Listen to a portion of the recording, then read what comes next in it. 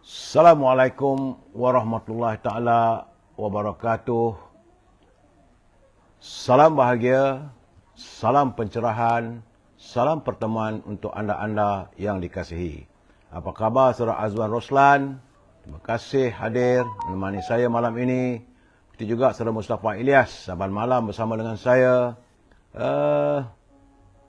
Saudara Yaimah Hassan di Instagram, saudara Abu Samah, saudara Izzuddin Zudin, saudara Zamari LC. Itu juga mengambil berkat Wakabare, Waras, Haji Awang Baim, Shah Ibrahim, saudara Abiki. Abiki dah ada di TikTok pula ya. Saudara Imam Razali, saudara Cik Nurlia, Wahab Man, Zizi Muhammad, Joka Karim, saudara Iman Razali ya saudara, Doza, Qoyum Amri, Ibrahim Cik Muda, Abu Nem, Puan Fazilah Abdul, Puan Noriah Arsyad dari Hutan Melentang, Marabiah Abdullah, selamat malam. Mito Biti, saudara Zul Sarawak, saudara Roslin Keringot, apa khabar orang Sarawak? Saudara Zakaria, Joka Karim, Zizi Muhammad, Abiki, Wan M. Bakri, Mata Hati, Muhammad Raimi, Mat Siddiq, selamat malam. Salam dari Kemayan, saudara Muhammad Hashim. Begitu juga saudara Razak Hassan,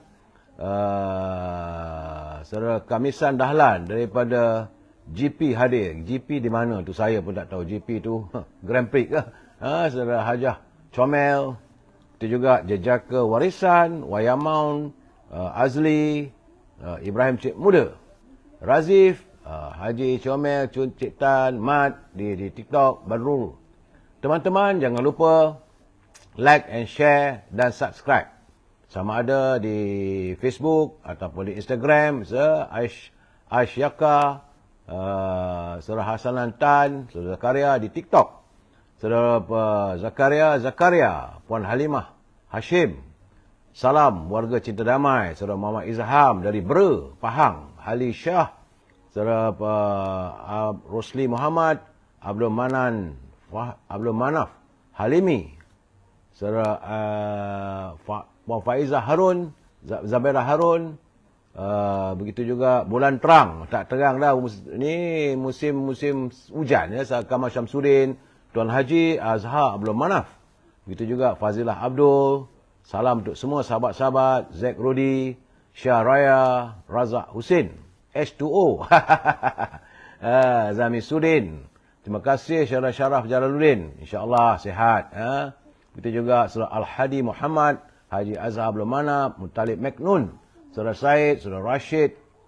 Malam ini tajuk apa? Sabar dulu saudara. Pak Itaman, saudara Abil Junaid, Abang Tony Durian, saudara Jaharuddin, Abibah binti Junaid Al-Hadad. Begitu juga dan Abdul Hamid dari Kuantan, Pahang. Saudara yang tak sempat saya santuni, saya minta maaf.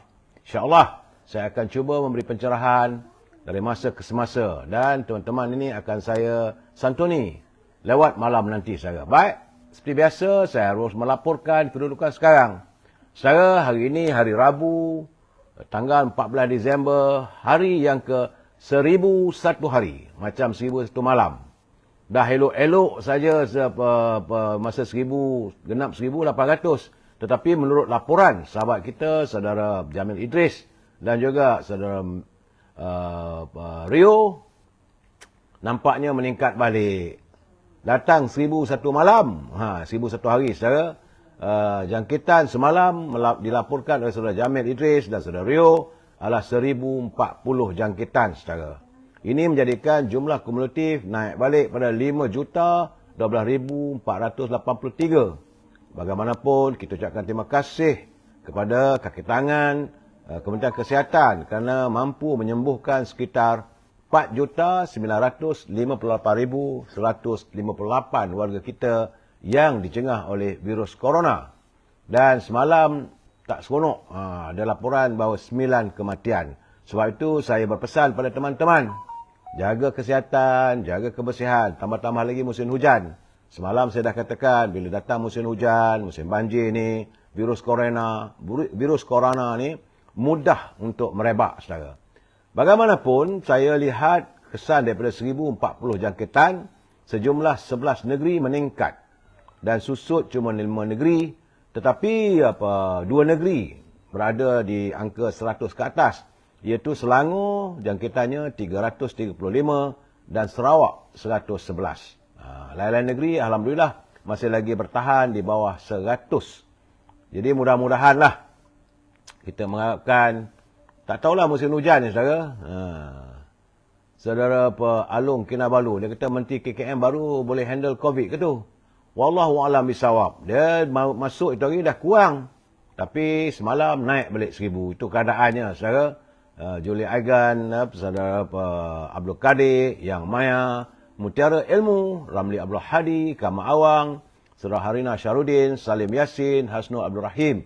Dan saya mohon keizinan anda untuk mewawarkan dalam segmen e-commerce. Saudara, bagi teman-teman yang punya produk, sila hubungi Al-Azhar untuk membolehkan saya mewawarkan produk anda. Kena berusahalah saudara, berniagalah.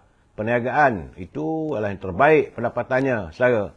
9/10 dari pendapatan yang baik adalah melalui perniagaan. Itu sabda junjungan kita saudara. Al-Azhar dia masih memasarkan Stangi Al-Bakurnya serta juga wangi-wangian. Itu minyak wangi daripada tanah Arab. Andainya anda tidak dapat menghubungi Al-Azhar, boleh hubungi Siti Farehah di talian 017 711 4300. Saudara, Siti Farehah tentulah dendeng manis Siti Farehah. Sedap dimakan, boleh makan dengan roti, dengan nasi, dengan pulut dan pelbagai. Dengan porridge pun lagi sedap saudara. Kalau saudara hendakkan bekalan buah-buahan, ini khusus untuk teman-teman kita yang tinggal di Lembah Kelang, boleh hubungi Syauqi di talian 012 357 5703. Siti Farehah tadi boleh anda hubungi di talian 017 711 4300. Dendeng manis Siti Farehah. Untuk teman-teman Lembah Kelang, Syauqi 012 357 5703. Dan makanan kegemaran saya tentulah Popiah Sira Lady Maria. Sedap, harga murah.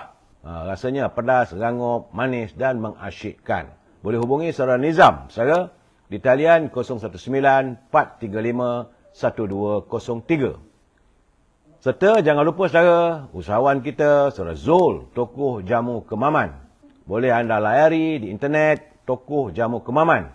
Saudara, ataupun anda boleh berhubung dengan saudara Zul di talian 019 917 0449.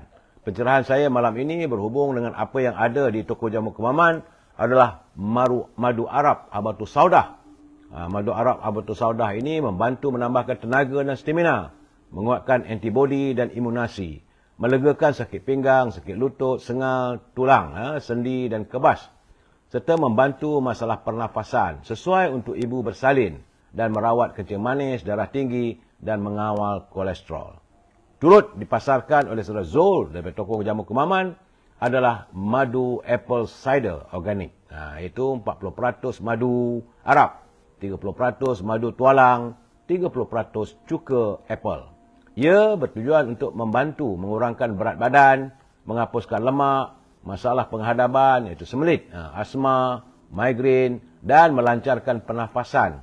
Turut membantu masalah gout, sakit sendi, otot serta stroke. Saudara, jangan lupa saudara boleh hubungi saudara Zul, tokoh jamu kemaman di talian 019 917 0449. Terima kasih kerana memberi kesempatan pada saya mewawarkan produk sahabat-sahabat kita. Semoga mereka berjaya dalam perniagaan. Saudara, kita masuk pula segmen naluri kehidupan. Ini penting saudara Abika, saudara Mat Sepana. Kebenaran tetap bersama bosku. Ya, saudara Muhammad Syahri, saudara Arif Saad, saudara Mazuki, saudara Hamzah, saudara Ana Zek, begitu juga Arya Aryani, Is Garazika, Abeki, Andrew Evel, Go Steady di TikTok saudara. Baik saudara, sebenarnya kita ni saudara dianjurkan untuk berdoa. Kerana dalam doa kita yang kita minta daripada Allah SWT adalah yang baik-baik. Dan kita mohon dijauhkan daripada yang buruk-buruk. Jadi antara adab berdoa yang sangat penting adalah kita harus bersangka baik bahawa doa itu akan dimakbulkan oleh Allah. Jangan sesekali kita rasa teragak-agak ataupun was-was. Jangan pula ragu apakah doa kita ini sama ada diperkenankan atau tidak. Sebaliknya, katakan pada hati, kita yakin doa kita akan diperkenankan oleh Allah SWT. Memang saudara, Allah SWT menjanjikan setiap doa umatnya pasti akan dimakbulkan. Cuma masalahnya kadang-kadang doa itu tak kesampaian. Kalau hati kita dan kita tidak tawakal, jadi macam mana doa nak sampai? Kita sebenarnya ada solat hajat, ada solat istikharah dan ada muzakarah. Istikharah itu adalah merupakan pengaduan kepada Allah, meminta panduan. Muzakarah itu kita bermesyuarat sama saudara dan sahabat, memohon pencerahan. Semua itu hakikatnya suatu mekanisme daripada ilahi untuk melakarkan sesuatu yang positif dalam fikiran dan hati para solehin. Oleh sebab itu Allah sendiri menegaskan bahawa dia mengikut sangkaan hambanya. Maksud sabda junjungan Rasulullah SAW, sesungguhnya besarnya pahala diukur dengan besarnya ujian. Dan apabila Allah suka kepada kaum itu, maka mereka diuji. Jika mereka redha, maka Allah redha, dan jika dia marah, Allah pun akan marah padanya. Ini adalah riwayat At-Tirmizi. Jadi kita harus bersangka baik. InsyaAllah, kebaikan akan diberikan di sebalik musibah itu. Karena itu, sentiasalah bersangka baik dengan Allah, dengan diri sendiri, dengan orang lain saat kita menghadapi musibah, saudara. Jadi, saya menganjurkan sentiasalah berdoa, insya-Allah. Cuma, doa kita tu tertilnya kena betul. Pertama sekali, kita memuji kebesaran Allah, kita salam dan selawat pada junjungan Rasulullah SAW, kita mohon keampunan untuk kedua ibu bapa kita.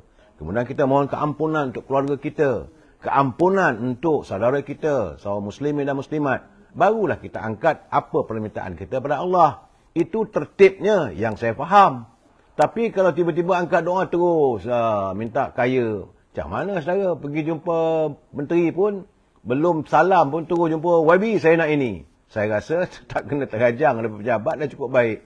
Jadi dengan Allah pun dia ada tertibnya.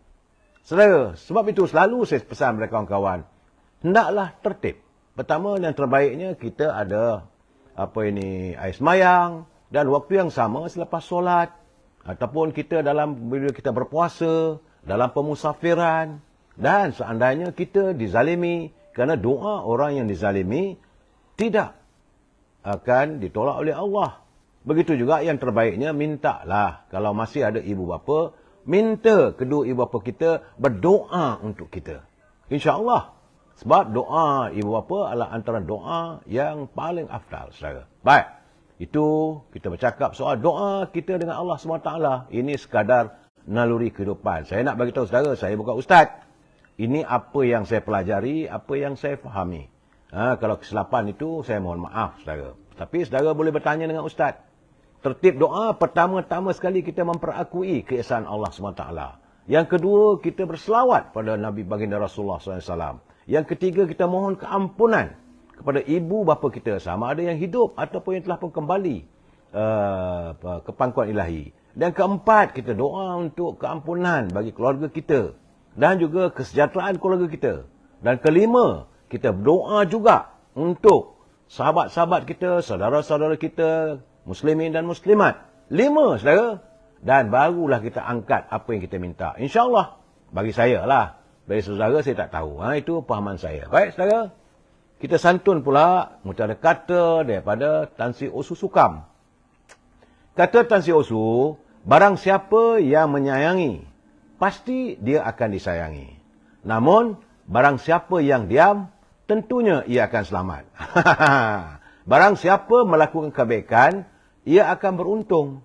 Namun, barang siapa melakukan keburukan, maka ia berdosa. Dan barang siapa yang tidak menjaga lisannya, ia pasti akan menyesal. Jadi sebab itu, dalam Islam juga digalakkan kita lebih banyak berdiam daripada berkata-kata. Itu saudara. Baik saudara, terima kasih Tan Sri Osu atas kiriman mutiara kata yang elok jadi panduan kehidupan kita. Ingat saudara, apa yang saya katakan, jika baik, jadikan panduan. Jika tidak baik, jadikanlah telaudan. Dan kita harus saling berpesan-pesan. Sebagaimana saya sahabat malam akan sentiasa mengingatkan pimpinan negara agar mereka tidak membelanjakan wang negara tanpa had Kerana kita khawatir dan kita bimbang negara boleh muflis, saudara. Ini harus diingatkan, saudara. Kalau mereka yang berada berhampiran dengan pejabat Perdana Menteri, pesan-pesankanlah pada pegawai dan sebagainya. Ya, saudara. Hari ini, saudara, adalah hari yang ke-10. Dah 10 hari, saudara. Kerajaan Perpaduan menangani derita rakyat. Kita buat countdown. Sampai 100 hari baru kita tahu, baru kita sama ada sejauh mana, okey tak okey ke. Kita buat countdown, saya. Saya mohon saudara juga bersama-sama dengan saya. Kita memerhati dan melihat sejauh mana pimpinan negara di bawah teraju Yang Amat Berhormat Datuk Seri Anwar Ibrahim sama-sama dengan Yang Amat Berhormat Datuk Seri Zaid Hamidi dan juga Datuk Fazlullah Yusof menangani derita rakyat, saudara. Bicara kita malam ini, ubatilah barah yang membinasakan. Apa yang saya maksudkan dengan ubatilah barah yang membinasakan?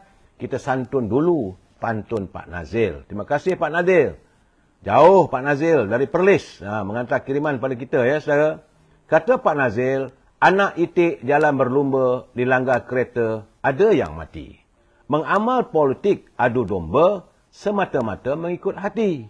Itu kalau kita mengamalkan politik cabanis, politik resis, mengadu domba sama rakyat, itu semata-mata mereka mengikut kata hati mereka, bukan melalui fikiran yang waras. Tambahnya lagi, pokok berbuta tumbuh di ceruk, tepi pagar tanam peria. Sudah nyata perkara itu buruk, masih ketegar dikata mulia. Ketegar tu maksudnya ke hati. Orang ke kepala, saudara. Dah tahu benda tu buruk, tapi kata juga ia mulia. Ini keadaannya, saudara. Dan terima kasih Pak Nazil atas kiriman pantun yang ada nasihat pada kita untuk kita sama-sama hayati, saudara. Baik, sebelum saya memberi penjelasan, saya harus mengingatkan teman-teman. Kerana banyak saya tengok sekarang ni, banyak bicara saya ini disunting dalam pelbagai channel. Dan saya harus berpesan, apa yang anda lakukan adalah tanggungjawab anda. Saya tidak bertanggungjawab sama sekali di atas sebarang suntingan yang anda lakukan. Kerana saya tak mampu untuk memantau. Begitu juga kalau ada kiriman kata-kata dan sebagainya, nasihat saya, ikutilah aturan yang ditetapkan oleh Kementerian Komunikasi dan Digital. Ada peraturannya. Kalau anda terlajak, saya tak bertanggungjawab kerana saya juga tak mampu untuk memantaunya.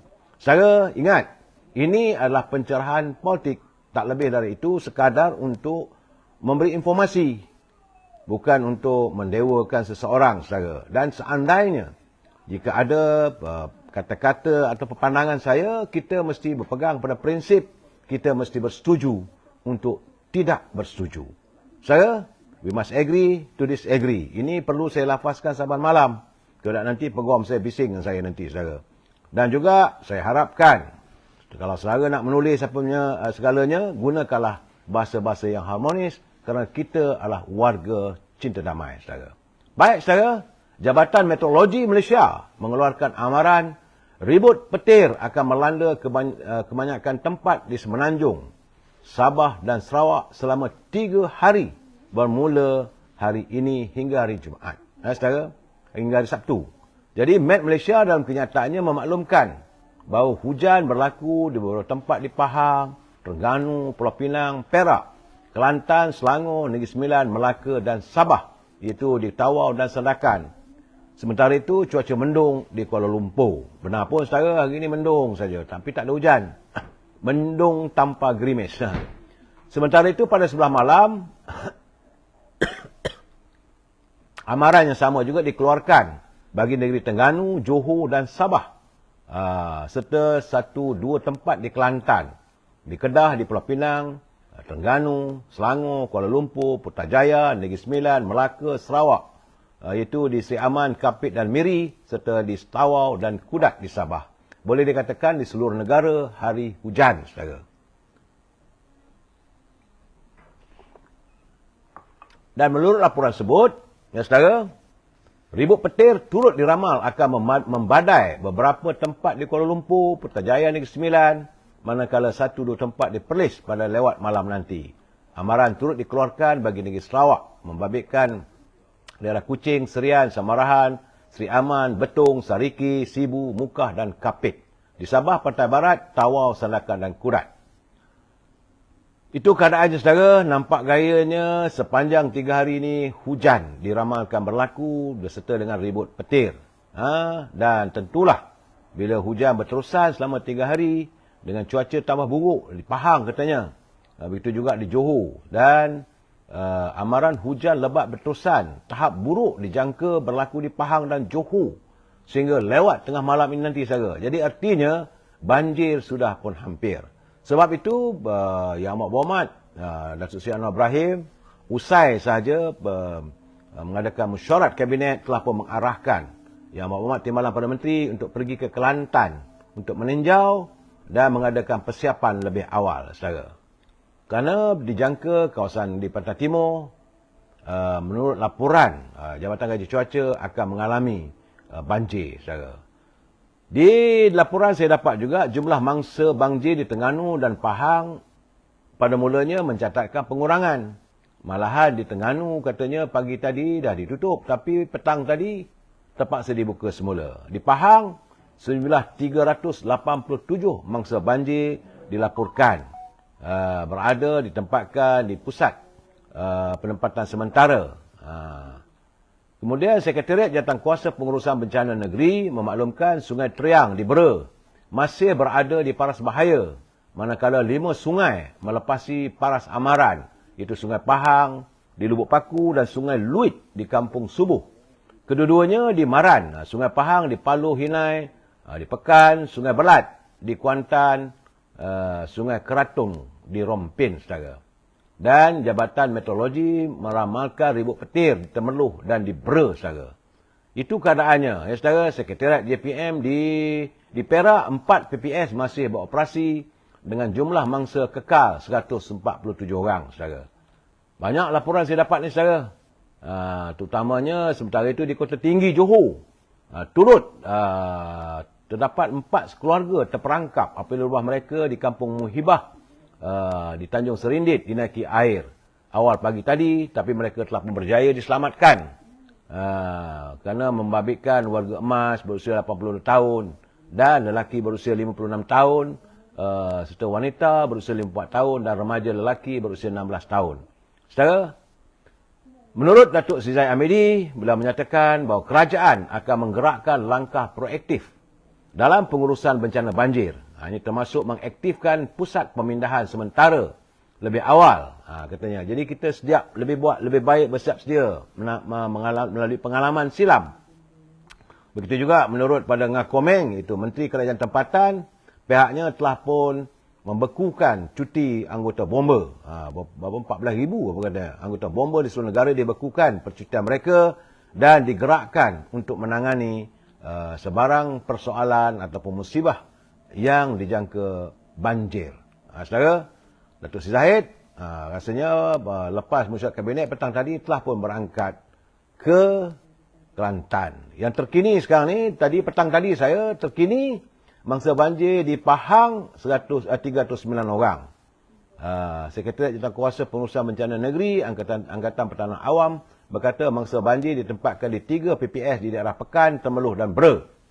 Jumlah ini meliputi 140 mangsa yang berada di PPS Sekolah Kebangsaan Sinar Mutiara di Pekan, 158 orang di PPS Sekolah Menengah Kebangsaan Seri Semantan, Temerloh dan 9 orang di PPS Sungai Kerayung. Kalau anda berhampiran dengan kawasan tersebut, apa salahnya bawalah makanan yang dah bermasak untuk dihantar kepada mangsa-mangsa yang berada di PPS tersebut. Dan di Perak, bilangan mangsa banjir nampaknya menurun sedikit kepada 108 orang. Sehingga jam 4 petang tadi berbanding 114 orang. Kira-kira 2 jam sebelum itu. Jadi berdasarkan laporan, Pusat Kawalan Operasi Bencana Perak, daerah Hilir Perak paling teruk terjejas dengan 74 mangsa banjir. Saudara. Di daerah Manjung ada 28 mangsa banjir. Di PPS Kampung Padang Serai. Ya, saudara. Di Kuala Terengganu, banyak yang saya katakan tadi lah, tak sampai 12 jam, Terengganu melaporkan banjir pulih, kini kembali dilanda bencana dengan 2 pusat pemindahan sementara dibuka di daerah Hulu Terengganu petang tadi. PPS di Balai Raya Kampung Kemat dan Balai Raya Kampung Tapah diaktifkan kira-kira jam 6 petang tadi bagi menempatkan 40 mangsa. Jadi menurut laporan Sekretariat Jawatankuasa Pengurusan Bencana Negeri Terengganu, 14 mangsa banjir berlindung di PPS Balai Raya Kampung Kemat. Manakala 26 lagi dipindahkan ke PPS Balai Raya Kampung Tapah. Jadi saudara, kalau saudara berhampiran tempat itu, hantarlah makanan. Makanan yang dah bermasak. Jangan hantar beras. Nak masak macam mana? Pergi kat kedai mamak tu, isi mungkin buat mi ke, bihun ke, nasi apa, nasi kandar ke, buat dalam 5-60 bungkus, hantarlah tempat tu. Dan bukannya mangsa, saya pegawai yang bertugas pun kita bagi jugalah. Ini menandakan kita adalah warga cinta damai, kita adalah warga prihatin, saudara. Itu berhubung dengan mangsa banjir dan kedudukan banjir di seluruh negara. Dan petang tadi juga saya menerima pengumuman daripada Kementerian Kewangan bahawa harga minyak RON 95 nampak gayanya harga di RON 95 dan diesel masih lagi kekal pada harga RM2.05 bagi 1 liter. Itu diesel RM2.05 dan RON 95 RM2.05 dan diesel RM2.15 seliter. Ini berkuat kuasa mulai besok, saudara. Dan ini adalah bagi melindungi rakyat supaya tidak terkesan. Kerana bagi melindungi rakyat daripada kesan kenaikan harga minyak di pasaran global, kerajaan mengekalkan harga RON 95 pada paras RM2.05 seliter dan diesel RM2.15 seliter. Dan untuk RON 97 turun 20 sen. Itu yang saya dapat. Saya, sebagaimana yang saya katakan, harga minyak sudah, pasaran saham nampaknya ada sedikit peningkatan, wang kita, ringgit kita ada sedikit pembetulan, dan hari sudah masuk hari yang ke-10. 10 hari kerajaan perpaduan menangani derita rakyat. Jadi sebenar-benarnya, tadi Kabinet bermesyuarat, Datuk Seri Anwar Ibrahim mengumumkan tiada kenaikan tarif elektrik kerana untuk rakyat, tetapi syarikat-syarikat konglomerat besar itu mungkin ada berlaku kenaikan. Jadi untuk rakyat katanya beliau tidak mengizinkan Tenaga Nasional menaikkan tarif elektrik demi lestari kehidupan rakyat. Dan kabarnya untuk tujuan tersebut kerajaan memerlukan sekitar 30 bilion ringgit tahun depan untuk memastikan tarif elektrik ini tidak naik dan berkekalan pada harga yang sekarang dalam subsidi untuk tarif elektrik. Kemudian saya agak terkesan apabila persidangan mesyuarat Kabinet tadi juga turut membincangkan tentang maruah martabat bangsa kita, iaitu berhubung dengan Pulau Batu Putih. Masalah Pulau Batu Putih, yang Bapak Perdana Menteri mengarahkan agar pejabat peguam negara dapat berunding dengan kerajaan Singapura untuk membincangkan sekali lagi berhubung pertikaian tentang Pedro Branca ini, saudara. Saya melihat, saudara, selain daripada Datuk Zahid Hamidi dikerahkan untuk pergi ke Kelantan dan di Pantai Timur untuk melihat kedudukan banjir di sana sebagai persiapan awal, memanglah saat ini belum ada lagi peruntukan ataupun pengumuman di mana yang Perdana Menteri belum lagi boleh meluluskan sebarang pemberian untuk rakyat. Saya yakin sebenarnya memang ada hasrat tetapi tidak boleh dilakukan. Sebagaimana yang telah saya nyatakan, setiap pemimpin tidak boleh membelanjakan wang negara tanpa mendapat kelulusan daripada Parlimen. Jadi sebab itu kena tunggu kita, saudara, pada 19 Disember nanti, usai saja persidangan Parlimen, dan saya berkeyakinan, tentulah Yang Amat Perdana Menteri dan kerajaannya akan mengemukakan usul. Kerana kita belum ada bajet lagi yang diluluskan, saudara. Jadi bajet itu mungkin akan dienjak pada bulan Januari. Untuk itu satu usul perlu dibawa ke Parlimen untuk mendapatkan sebahagian daripada wang kerajaan untuk dibelanjakan untuk tujuan bayar gaji, emolumen kaki tangan kerajaan, pencen dan sebarang bentuk bantuan pada rakyat untuk merangsang ekonomi. Dan untuk itu akan dibawa pula dalam bajet tahun depan. Diperhalusi satu persatu. Jadi saya yakinlah, saudara, bersabar kita tunggu 19 bulan, apakah pengumuman yang akan dilakukan oleh beliau. Saudara, Sebab itu, saya melihat juga, ada juga tulisan agak ada kebenarannya. Kita mengharapkan agar Yang Amat Perdana Menteri Datuk Seri Anwar Ibrahim, yang memang kita kenali sebagai seorang ahli politik yang suka melakukan tindakan populis. Tambah-tambah lagi apabila beliau berada di pentas politik, kebolehan dan ketokohannya sebagai seorang orator memang mampu mempersonakan pendengar. Itu memang tak boleh nafikan saya. Namun kini perlu diingat, beliau bukan lagi seorang pembangkang. Beliau adalah Perdana Menteri dan tidak lagi perlu hadir di pentas-pentas politik. Untuk itu, sebagai seorang Perdana Menteri, terpikul di bahunya kehidupan rakyat. 34 juta rakyat Malaysia. Jadi, kata-kata indah, lenggok bahasa yang mempersonakan tidak akan mampu mengisi perut rakyat yang kosong. Janji yang ditaburkan tidak akan mampu untuk menghentikan tangisan anak yang kehausan susu. Harga barangan keperluan harian yang kita lihat semakin melambung ini, dengan kos sara hidup rakyat semakin melonjak ke paras paling tinggi dalam sejarah. Kadar pengangguran masih lagi berada dalam keadaan yang cukup membimbangkan. Puluhan ribu anak-anak muda yang keluar dari Menara Gading masih lagi tertanya-tanya apakah pekerjaan yang akan mereka peroleh nanti. Apakah mereka nanti akan mengisi jawatan yang sesuai dengan kelulusan mereka.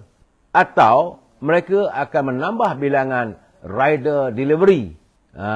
Atau mereka terpaksa berhijrah ke negara asing untuk menjadi bibi atau bekerja sebagai tukang pembersihan di negara luar. Jadi, saya melihat di sebalik bicara yang berdegar-degar, Yang Amat Berhormat Perdana Menteri Datuk Seri Anwar Ibrahim perlu menangani. Saya katakan memanglah kita bersabar, kita tunggu sampai 19 Disember nanti. Tapi bukan hanya untuk melontarkan bahasa-bahasa yang begitu bombastik, saudara.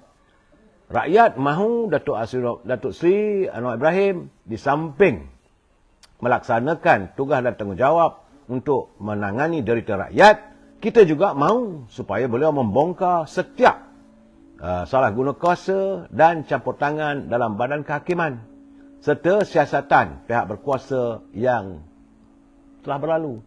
Keadaan ini juga dituntut oleh rakyat. Kerana sekarang ini kita menanti apakah susulan yang harus dilakukan oleh beliau. Kita dah bagi hari ini 10 hari.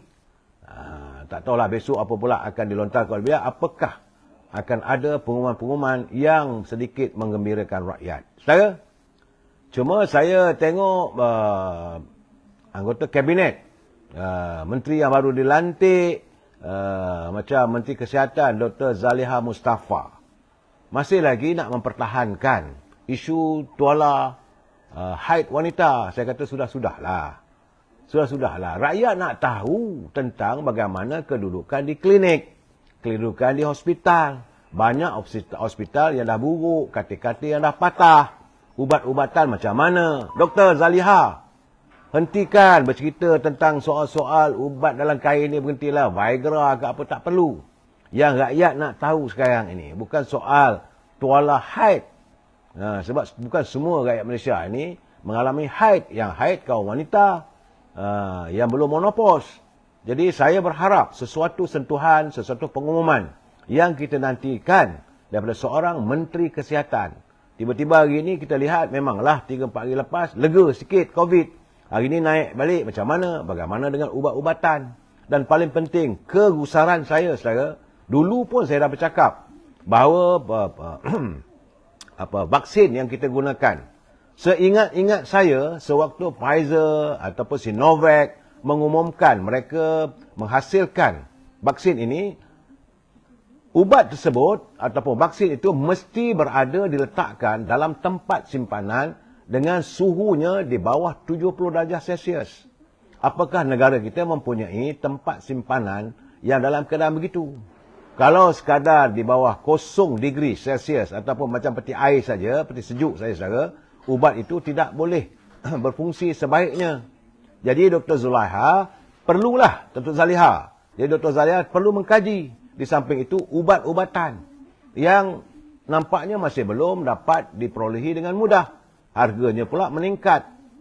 Usahakanlah persoalan ini sebaik mungkin. Tak payahlah nak cerita soal haid wanita dan sebagainya. Secara cukup-cukuplah. Jangan cari isu-isu yang populis. Kita tahu Dr. Zalia memang belum lagi matang sebagai menteri. Tapi saya ingat penasihat-penasihat beliau perlu mengingatkan. Kalau boleh, bak kata awal bicara saya tadi, diam lebih baik. Macam sekarang ni, macam Adli tu dah sekarang ni bergamuk pula dengan pegawai-pegawai sukan apabila dia mengatakan tentang kedudukan adanya sukan negara ini terjebak dalam korupsi dan sebagainya. Ini bukan satu kenyataan daripada seorang timbalan menteri. Saya lebih suka apa yang dilakukan oleh Hanayo. Walaupun beliau daripada parti DAP, dia mengatakan dia sedang menyantuni masalah anak muda yang terjebak menjadi muflis, kesan daripada COVID-19, kesan daripada kemurungan ekonomi dunia. Ini yang patut ditangani. Saya ucapkan syabas. Saya secara walaupun dia daripada parti berlainan, kalau dia betul, kita kena kata betul. Saudara, jangan kita mencari kenyataan yang populis. Begitu juga saya dengar tadi, kenyataan daripada Komeng, tak adalah lagi dah. Bercerita tentang Chow Veni, soal bangsa dan sebagainya. Beliau melihat bahawa rakyat perlu diutamakan dalam menangani banjir. Itu keadaan kita, saudara. Saya harap agar Kabinet Datuk Seri Anwar Ibrahim dapat memperbetulkan steeringnya supaya tak adalah tersasar. Saudara, saya tahu, saya faham. Masing-masing belum nak buat pengumuman. Tapi kalau tak penting, tak payahlah. Itu keadaannya. Hari ini juga saya melihat Yang Amat Menteri Besar Pahang, Datuk Wan Rosdi telah pun mengumumkan iaitu 10 ahli Exco dengan portfolio masing-masing. Di mana Datuk Yang Amat Menteri Besar memegang portfolio perancangan, kewangan, tanah, sumber asli, tenaga dan air serta pembangunan ekonomi dan juga perladangan serta komoditi. Banyak tu Yang Amat. Boleh pikul ke? Kenapa tak dikongsi bersama? Itu keadaannya. Sementara itu, Adun Bera, Adun Benta, Datuk Seri Muhammad Sofi memegang portfolio pertanian, industri asas tani, bioteknologi dan pendidikan. Datuk Seri Syed Ibrahim Syed Ahmad, Adun Kerdau memegang portfolio hal ehwal agama Islam, pembangunan luar bandar dan hal ehwal orang asli. Saya nyatakan begini supaya teman-teman di Pahang faham. Kalau ada masalah, ke mana nak dituju? Exco mana yang nak ditemui? Kerana macam Adun Bebar, Datuk Muhammad Fakarudin Muhammad Arif, beliau memegang portfolio kerja raya, pengangkutan dan kesihatan. Ya, saudara. Sementara itu, Razali Kasim, Adun Muazzam Shah, beliau memegang portfolio Felda. Sesuailah. Sebab Muazzam Shah tu banyak ladang-ladang Felda di situ. Portfolio Felda, koperasi dan usahawan. Manakala Adun Pelangai, iaitu Datuk Seri Johari Harun, memegang portfolio kerajaan tempatan, perumahan, alam sekitar dan teknologi hijau. Adun Pramujaya, ini anak pada mantan Perdana Menteri kita, iaitu saudara Datuk Muhammad Nizar Najib, memegang portfolio pelaburan, perindustrian, sains, teknologi dan inovasi. Sementara Adun Guai, Datuk Sabariah Saidan memegang portfolio kebajikan masyarakat, pembangunan wanita dan keluarga. Saudara, Adun Dong, saudara Fazli Muhammad pula memegang portfolio komunikasi dan multimedia, belia dan sukan serta badan-badan bukan kerajaan. Sim Chon Siang, Adun Teruntum memegang portfolio hak ehwal pengguna dan sumber manusia. Manakala Adun Triang, Leong Yu Wan memegang portfolio perpaduan, pelancongan dan kebudayaan. Saudara, jadi itulah. Kita dah tahu di mana kedudukannya masing-masing supaya anda dapat, kalau nak berurusan di Pahang, inilah exco-exco yang perlu anda temui pejabat mereka, saudara. Sibukkanlah mereka, saudara, sebab kerajaan kali ini adalah menangani derita rakyat, saudara. Cuma daripada portfolio, daripada exco, dari politik, kita lari sedikit, saudara, tentang kedudukan pembicaraan Datuk Seri Muhammad Najib Tun Razak yang masih lagi berada di penjara Kajang. Cuma saya melihat laporannya ZT, itu ini saksi penting dalam kes YNDB ini. ZT dilaporkan demam lagi. Jadi kita melihat baru saja kena dakwa, dah berapa kali dah dia cuti. Sebab itu kita katakan berani buat, berani tanggung. Saya teringat kenyataannya bahawa satu ketika dulu dia kata kalaulah dia di mahkamah dia akan dedahkan segalanya. dan ada orang-orang tertentu yang akan ke dalam. Cuma kita tertunggu-tunggu apa yang susah sangat ni untuk ZT datang ke mahkamah. Serta kita nak tanya juga bila pula mengadili Hakim Nazlan. Sebab itu sebagaimana yang dicatatkan oleh wartawan Zairi Kamal daripada MyTV Online, dia mempersoalkan bekas Gubernur Bank Negara Tan Sri Zeti Akhtiar masih menikmati cuti sakit dari menghadiri perbicaraan kes UNDP di mahkamah. Kerana Zeti dinamakan sebagai saksi utama dalam UNDP. Dan tapi kalau dihitung cuti sakitnya, katanya dah 21 hari. 21 hari perbicaraan dia mengambil cuti sakit. Jadi alasannya kerana muntah, demam panas dan vertigo. Itu sudah digunakan berkali-kali. Jadi kita haraplah supaya mahkamah dapat meneliti sejauh mana benar dia sakit dan sebagainya. Saudara, itu keadaannya. Kerana nama Zeti, suaminya Taufik Aman banyak dikaitkan dengan skandal YMDB. Itu keadaannya, saudara. Jadi perbicaraan demi perbicaraan kita tunggulah. Sebab itu saya katakan kita warga cinta damai. Kita menanti keputusan mahkamah dan kita tak akan membuat sebarang andaian ataupun penghakiman. Biarlah mahkamah menentukan. Cuma kalau dah banyak kali saksi itu cuti sakit, ini menimbulkan sedikit keraguan. Itu saja, tak lebih daripada itu, saudara. Tapi yang seronoknya tu Menteri Besar Kedah. Depa kata, saya tak kata, depa kata depa, saya kata saya. Dia kata bahawa saya kata soal Datuk Seri Anwar Ibrahim sama dia tak apalah, dia kata. Jumpa kat mahkamah lah. Kerana dia kata dia mau berdepan dengan Datuk Seri Anwar Ibrahim di mahkamah. Jumpa di mahkamah. Kita kisahkan pula, kita ceritalah tentang sejarah katanya dalam entry Facebook yang kita lihat. Wah, nampaknya hebat Menteri Besar Kedah ni. Saya rasa bersedialah untuk menghadapinya. Sebab Datuk Seri Anwar Ibrahim semalam telah pun membuat tuntutan, mendakwa Sanusi membayangkan beliau menyalahgunakan kuasa sebagai ahli parlimen, konon sebagai penipu, sebagai pengkhianat, munafik dan macam-macam cerita lagi. Sebab itu, yang bawa Perdana Menteri mengambil tindakan mahkamah. Tak apalah, mereka kata, saya kata, mereka kena, mereka kata, apa yang mereka tak kata. Kata-katalah ya Mak Menteri Besar, saudara. Satu benda, saudara, balik pada soal politik hari ini, semalam sebenarnya, bahawa mantan Perdana Menteri Datuk Ismail Sabri menafikan bahawa dia bertemu dengan Tan Sri Muhyiddin di Jakarta. Saya pun tak tahu, tiba-tiba ada cerita itu. Sebab itu dia kata dia telah pun mengarahkan ke peguamnya untuk mengambil tindakan. Kerana beliau yang dikatakan berada di Jakarta sebenarnya tidak. Mereka mengatakan bahawa tuduhan itu kerana sewaktu mesyuarat Majlis Tinggi UMNO dia tak hadir bersama dengan Mahathir Khalid, juga naib presiden. Jadi sebenarnya dia kata saya adalah di Bera makan nasi daun pisang dan malamnya pula saya menghadiri pelancaran kereta untuk discovery dan sebagainya. Bagi saya pada teman-teman sebab itu saya harus mengingatkan, janganlah benda tak betul jangan diadakan.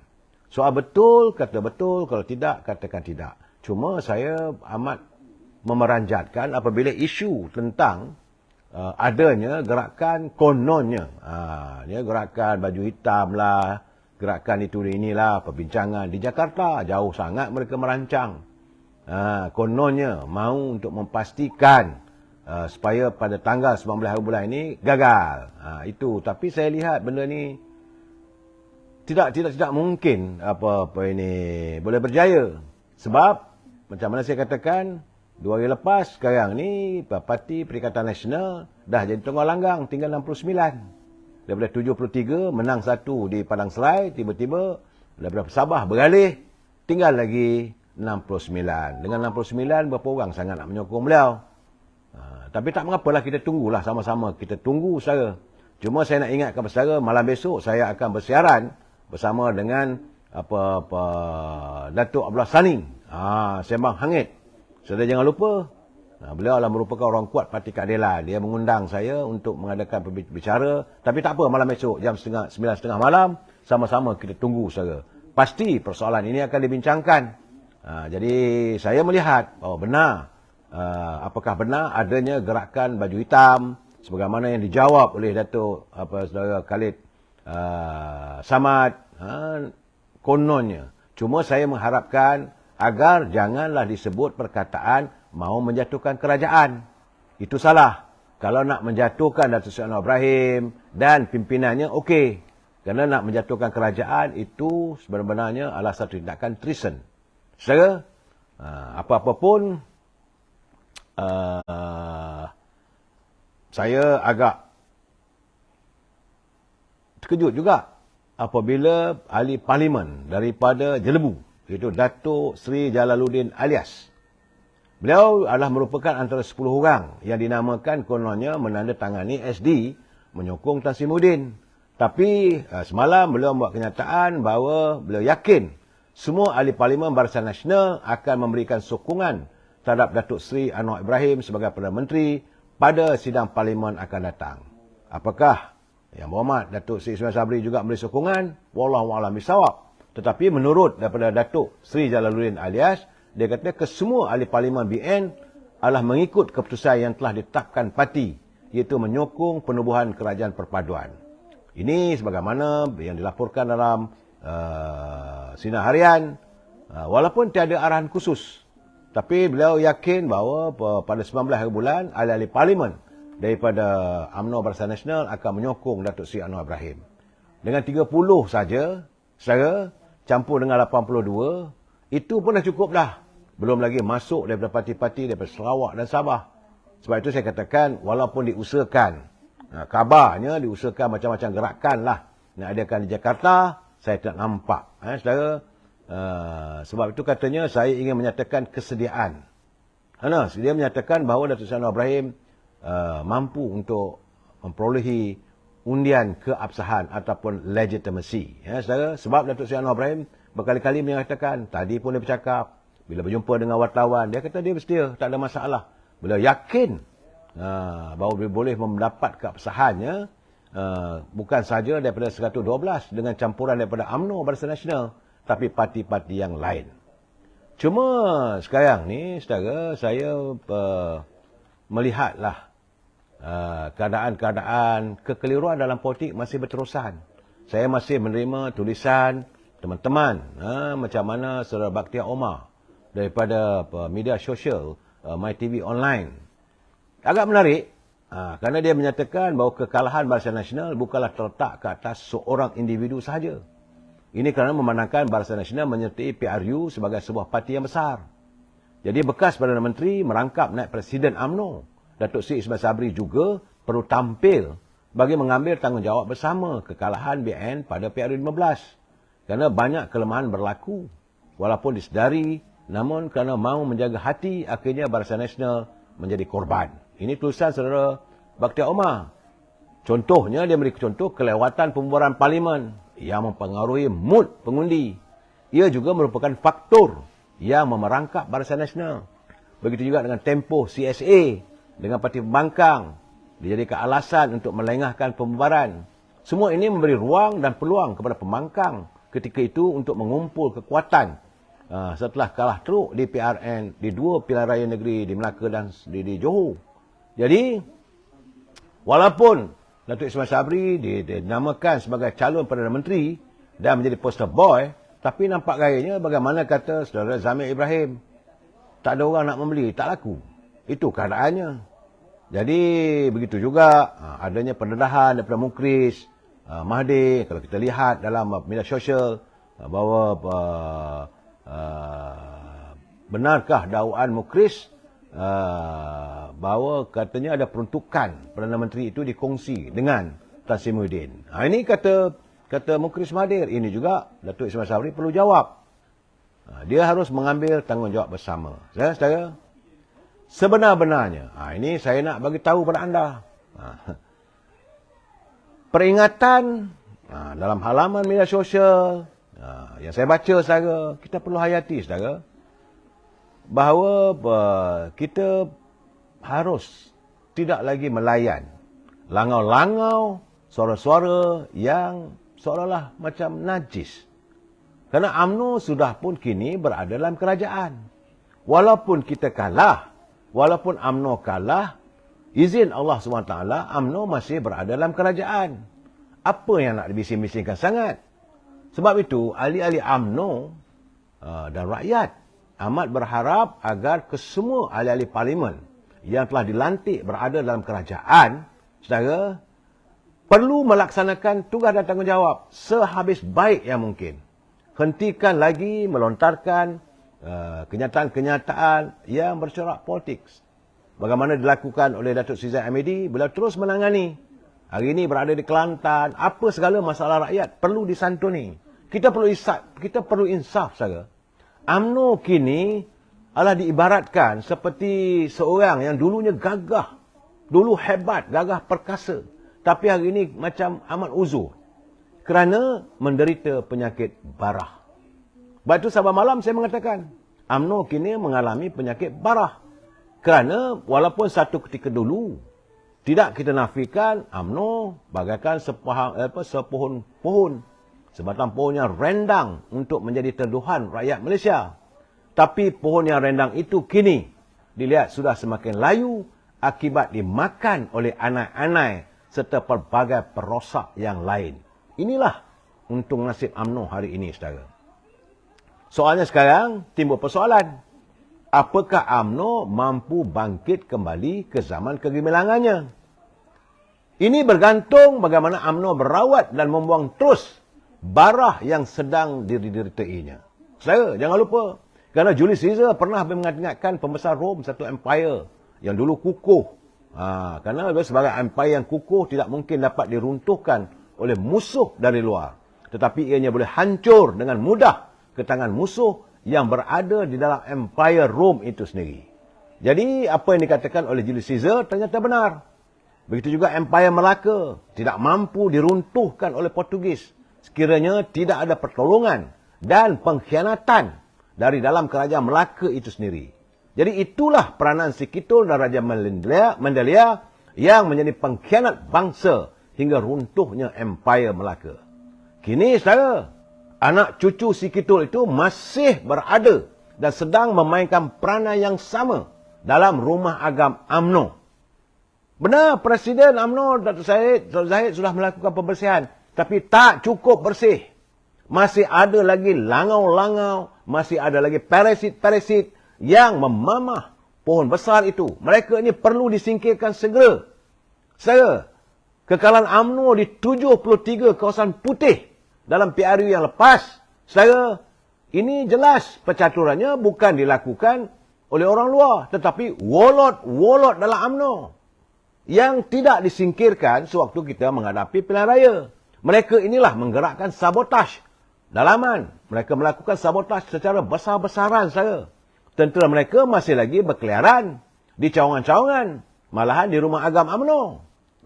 Lihat bagaimana dana pilihan raya tak sampai ke tangan calon. Jentera pilihan raya ataupun pekerja-pekerja parti. Ada jentera pilihan raya yang dibayar untuk tidak buat kerja. Malahan ada jentera yang dibayar untuk membuat kerja membantu calon parti lawan. Mereka ini semua mesti disingkirkan segera dan UMNO di segenap peringkat. Tidak ada gunanya UMNO mendabik dada sebagai parti terbesar orang Melayu dengan keahlian sebanyak 4 juta orang. Tapi bila bertanding dalam pilihan raya, UMNO tewas kepada parti yang dikatakan hanya mempunyai tidak sampai 100,000 orang. Jadi siasatan segera mesti dilakukan di peringkat akar umbi. Panggil semua calon pilihan raya untuk disoal siasat. Kenapa dan bagaimana, apakah punca kekalahan. Jadi sama ada ahli biasa, kepimpinan cawangan, kepimpinan bahagian, kepimpinan negeri, malah di peringkat pusat. Jika terbukti mereka melakukan pengkhianatan, pemecatan mesti dilakukan. Without fear or favor. Kalau pemimpin benar-benar ikhlas dan sayangkan parti, jangan lagi ada tindakan yang memilih bulu. Antara faktor yang membantu kemenangan parti lawan oleh keupayaan mereka menguasai media sosial. Saudara, perlu diingat, UMNO cuma mempunyai sekitar 42 juta ahli. Manakala jumlah pengundi di seluruh negara, saudara, sudah pun 21 juta lebih. Artinya, kalaulah semua 42 juta ahli UMNO memberikan undi kepada UMNO, ia hanya mewakili sekitar 20% pengundi saja, saudara. Jadi tidak ada parti yang boleh menang pilihan raya sekiranya hanya mampu mendapat 20% undi dari pengundi. Jadi dalam keadaan begini, pemain-pemain media sosial juga perlu digerakkan. Jangan hanya bergantung pada satu dua orang. Saya pun kadang-kadang letih juga, saudara. Kita nak jangan mengagakkan Datuk Lokman, mengagakkan saudara Ismi, mengagakkan Atan Likas, saudara. Mengagakkan saudara Syam Jalil. Hari ini, saudara Syam Jalil sudah pun menjadi ketua perangan. Beliau harus bergerak sekarang. Kerana dalam tempoh 6 bulan mendatang ini, tak tahulah 2 bulan lagi ke, 3 bulan lagi ke, kita akan menghadapi pilihan raya di 6 negeri. Jangan sampai UMNO sekali lagi. Saudara Hanizah, Allah Akbar, kesian ni. Pencerahan dan serangan pun kamu tak tahu. Ini bukan soal serangan, saudara. Saudara apa ni, saya nak bagi tahu bahawa dalam keadaan sekarang ni, pengkhianatan dalam parti. Kalau anda menyokong salah satu tokoh-tokoh tu, yang memang ada, yang ada terlibat, saya minta maaf. Tindakan perlu diambil. Kita tak boleh lagi dalam suasana berdondang sayang. Kita tak boleh lagi bernostalgia. Benar kita berada dalam kerajaan, tapi kerajaan kita hanyalah kita menumpang. Sedarlah diri, kita hanya sekadar menumpang ihsan. Kalau kita ditolak oleh Datuk Seri Anwar Ibrahim, kita tergolek dok. Ini gambarannya saya. Sebab itu saya mengharapkan balik daripada Kelantan nanti, usai ini pelaksanaan, apa yang perlu disantuni, warga bangsa banjir di Kelantan, di Terengganu dan sebagainya, perlu ambil tindakan segera.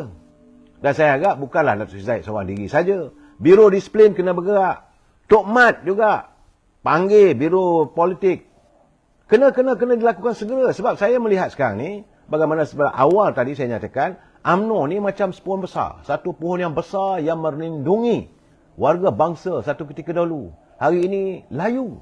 Kerana dahan-dahannya, pohonnya, batangnya, akarnya sudah diresapi oleh kanser.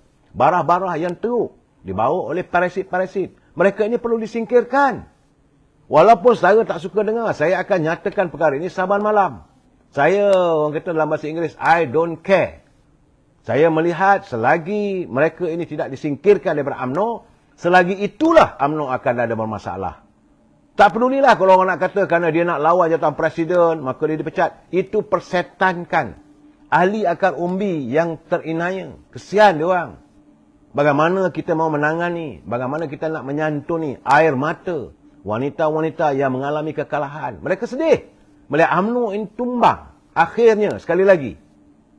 Jadi dalam kesedihan ini, bukan kita nak meratapi. Ketepikan soal kita nak meratapi dengan tangisan sebagainya. Ketepikan. Kita mesti berlapang dada dan berjiwa besar. Pimpinan UMNO mesti berjiwa besar kali ini. Kalau mereka terbukti salah, kalau ada warlord, sama ada dia ketua bahagian, walaupun dia menguasai 10 bahagian sekalipun, singkirkan. Kalau ada orang-orang tertentu yang saban malam kita dah bercakap, saya rasa anda semua tahu. Mereka ini tidak duduk je Majlis Tinggi, tapi seolah-olah digambarkan macam dia ahli anggota Majlis Tinggi. Mereka ini perlu disingkirkan. Kalau terdapat bukti nyata, dia berada di Jakarta dalam menyusun strategi untuk menjatuhkan kerajaan perpaduan ini, dia perlu diambil tindakan awal-awal. Walaupun dia kata, mereka kadang-kadang mengambil perlindungan ataupun shield ataupun sebagai perisainya, saya nak bertanding jawatan presiden. Jadi kerana saya menawarkan untuk bertanding jawatan presiden, seandainya saya diambil tindakan, artinya presiden takut nak lawan saya. Pedulikan. Let them. Perlu apa lagi kita nak tunggu orang macam ini? Sebab itu saya tengok sekarang ni, cuba saudara lihat. Sekarang ni, bila mereka tersingkir macam-macam, tengok sendiri macam mana Tan Sri Anwar Musa. Hari ini jumpa dengan Dr. Mahathir dan menerima pula Zuraidah Kamaluddin untuk menyertai dia punya mufakat nasional. Teruskanlah, tak ada masalah. Memang kita tahu, kita tak mahu adanya berlaku perpecahan dalam bangsa kita. Tetapi kalau dah terpaksa, tangan ini, kata saya teringat lagi kata saudara Zamil Ibrahim dalam satu bicaranya dalam NR Channel. Dia kata, apa yang dilakukan oleh Datuk Zahid Hamidi dulu tak cukup. Kerana kalau orang tu ada kanser dekat tangan ni, sepatutnya ke atas lagi. Jadi yang di atas lagi tak dipotong, masih lagi merebak. Sepatutnya dah tahu ada kanser, potong. Kalau jari tu ada kanser, potong tangan tu. Kalau kaki itu merasakan boleh mengakibatkan seluruh badan jadi kanser, potong. Cukup-cukuplah. Musim sekarang ni, kita tak perlu lagi. Saudara Saddam, selagi sakau ada dalam UMNO, selagi itulah rakyat akan tolak. Sakau itu siapa yang masukkan? Gelaran sakau ni siapa yang memberi? Apa yang disakau? Saya tahu kadang-kadang orang mengatakan Zaid Hamidi sakau. Sakau apa? Tunggulah perbicaraan nanti. Saya yakin. Sebab mereka menuduh yang bukan-bukan. Saya rasa tidak adil. Macam mana tadi dia katakan, orang tuduh bila nak buat pilihan raya, kononnya banjir. Bila tak ada berlaku banjir, dia tetap disalahkan. Dia mewujudkan Yayasan Akal Budi dengan wang dia sendiri. Dia dituduh sebagai kaki sakau. Apa benda ni? Kadang-kadang begini, saya bukan nak membela, tapi saya melihat fakta kes. Saya tidak mahu terlibat, terjebak dengan penghukuman di media masa. Kita tunggu apa kata hakim, apa kata ini. Betul, punca kekalahan kerana sebab oleh pucuk pimpinan. Saya faham. Saya bersetuju dengan pandangan anda. Puncanya UMNO ni kalah kerana pimpinan. Dulu dah elok-elok dah. Di Melaka dah menang, di Johor menang. Tapi takut. Takut hilang jawatan. Takut kononnya nanti kalau ada pilihan raya, Zaid Hamidi daripada menteri. Sekarang apa jadi? Leboh. Akhirnya kita dimalukan. UMNO yang begitu diharapkan, akhirnya terkecewa. Kalau sekarang saya melihat. Tapi kenapa Presiden UMNO tak terus memecat pengkhianat dalam parti? Hariza Ina. Saya pun tak tahu. Saya belum mendapat kesempatan berjumpa dengan beliau. Kerana saya tahulah dia dengan sibuk. Sekarang ni ramai orang tengah kurung. Maklum sajalah gula. Yang saya selalu sebutkan, kalau dah gula tu ada, kerengga datang, semut datang. Semut macam-macam semut. Semut merah ada, semut hitam ada. Malah semut mayat pun ada. Mengurungi Presiden UMNO sekarang ni. Jadi saya biarkan dulu. Saya cuma nak tunggu bila balik daripada Kelantan nanti, saya akan berusaha. Saya nak jumpa dengan Presiden, saya kata, this is a time, high time. Dulu pun saya dah bercakap saban malam. Perlu diambil tindakan. Orang macam Isyamuddin H2O, orang macam Noma, saudara, orang macam Khairi Jamaluddin. Kalau kita singkirkan mereka pun tak ada masalah. Lihatlah apa yang kita alami oleh Tan Sri Anwar Musa sekarang ni, terkial-kial. Betul dia ada ketumbukan 10,000 orang. Biarpun 10,000 orang, kita ada 4.2 juta ahli UMNO. Jangan dibiarkan warga UMNO terus merintih dalam tangisan kerana sikap pimpinan ataupun mereka yang menjadi bergelar warlord, yang punya wang, yang akhirnya menjahanamkan parti kita. Cukup-cukuplah.